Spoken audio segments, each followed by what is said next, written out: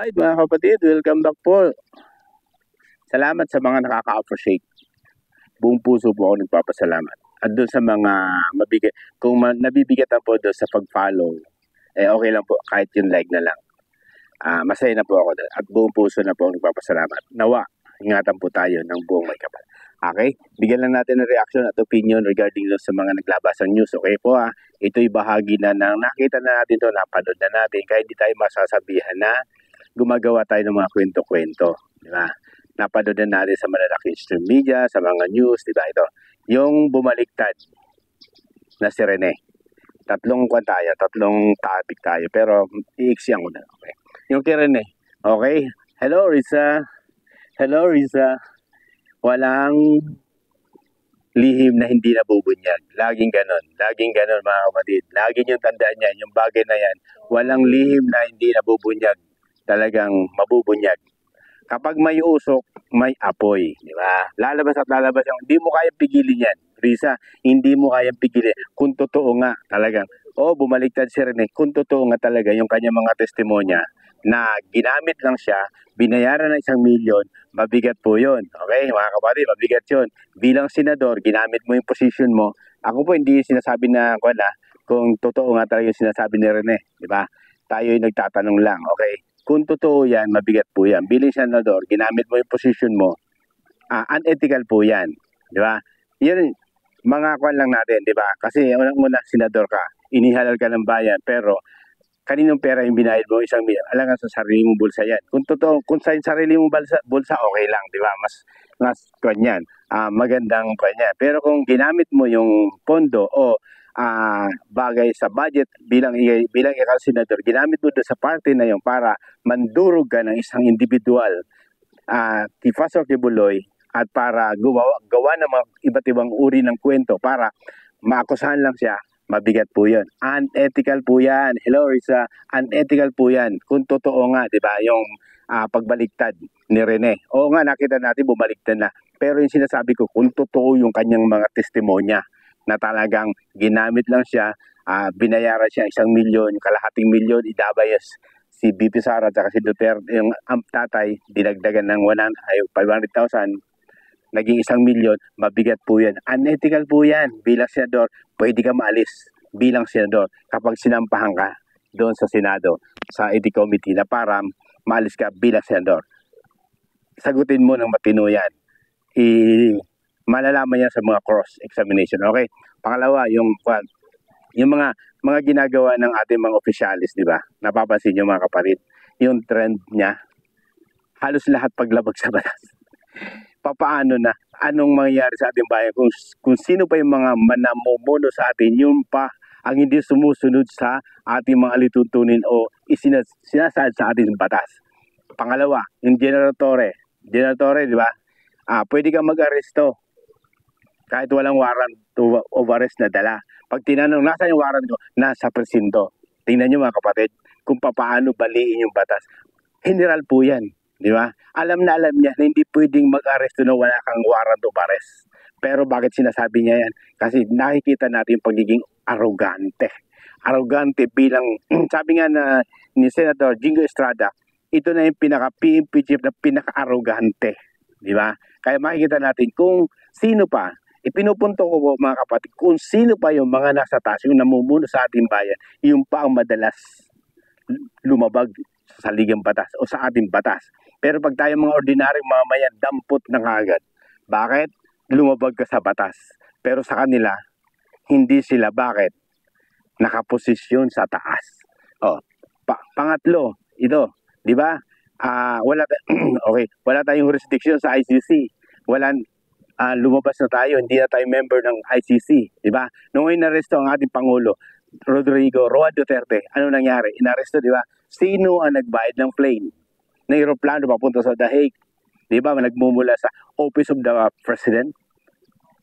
Tuwirang paglabag sa ating soberanya, di ba?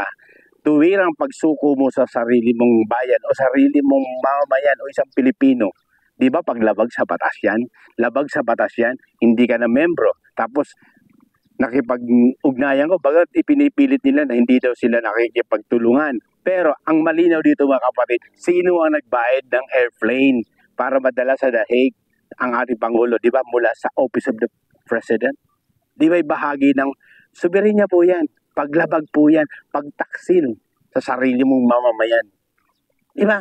O, alam niya kung nagmumula sa Office of the President ang budget noon na binayad sa plane, meaning alam mo ang kaganapan. O, hindi mo naman kuwan yun. Di ba? Hindi mo naman pagkakaila na talagang nagmula ang ibinayad mo. Ang pinupunto ko dito mga kapatid, ito, kung sino nga po yung mga namumuno o yung sino na taas, yun ang hindi sumusunod sa tamang proseso o sa ating batas. Nakakapag sila ang gumawa para bang entitled sila mga kapatid. Pero pag tayo mga ordinaryong mamamayan, counting kibot, aresto, posas ka na kaagad. Di ba? Iyon ang masakit sa ating mga kapatid dito sa ating bayang Pilipinas. Di ba? Ibinabalik ko po kay Senador Risa Hontiveros. Hello. Unethical po yun. Di ba? Yung pagbaliktad niya, siguro may mga bagay na talagang pangangailangan, di ba? Nasuhulan na pakiusapan, dala siguro ng pangangailangan kaya pumayag. Pero lagi natin tatandaan, opisyal ka po ng ating bayan. Alam mo ang rules of law. Alam mo kung ano mga alituntunin upang makuha mo yan. Dapat voluntaryo. O ito may bagay. Pero yung susuhulan mo para magsabi ng kasinungalingan o magsabi ng mga laban do sa isang individual na Pilipino para lang maidiin o maidikdik mo isang individual, isa'y bahagin. Unethical po yan. Labag po sa ating saligang batas yan. Iya'y labag sa panunungkulan mo bilang senador. Bakit? Siyempre, bahagi ka ng gobyerno o ikaw sa ating bayan. Tapos ikaw mangungulo sa isang party na yan para bayaran. Kung totoo nga, di ba? Kaya di ba, bumaliktad na. Hintayin mo raw po, Senador Risa Hontiveros, si Amanda. Tapos, inahamon ka po ni Atty. Topacio na demand mo siya ng libel para makausap niya o maiharap sa'yo sa korte yung mga testigo na alam niyang ginamit mo regarding to sa Parmali ata to, yung sinasabi ni Atty. Topacio. Demanda mo yon para ito'y bahagi ng mga kapatid. Yung nananalaytay sa kanyang ugat. Kung totoo hindi ko sinasabi na, kasi sila nagsasabi na talagang ginamit mo, nananalaytay sa yung ugat. Ang gumawa ng mga kwento-kwento. Okay lang gumawa ng kwento, di ba? Mga kapatid, ito bigyan ko lang ng bala.